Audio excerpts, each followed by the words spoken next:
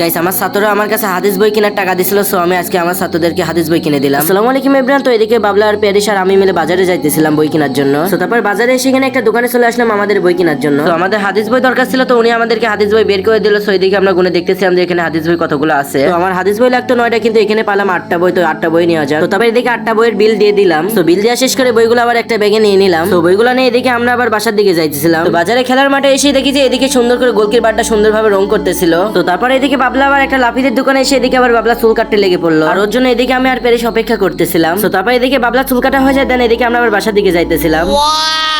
তো তারপর আর ভিডিও করা হয়েছিল না, দেন এদিকে আবার মাদ্রাসা ছাত্রদেরকে নাম লিখে দিতেছিলাম বইয়ের উপর। তো তারপর এদিকে আবার নাম লেখা শেষ হয়ে যায়, আর এদিকে আমি বসে বসে পড়তেছিলাম যে বইয়ে কি লেখা আছে। ও আমি তো ভুলে গেছি, আমি তো মূর্খ। তো বইটা পড়া খতম দিয়ে তো এদিকে ছুটির সময় হয়ে যায়, দেন ছাত্রদেরকে তাদের হাতে বইগুলা পুষে দিতেছিলাম। তো ছুটির আগে একটু ওদেরকে পড়ে, তো আমি পড়াতে থাকি, তোমরা একটু সাবস্ক্রাইব করতে থাকো। আল্লাহ হাফেজ।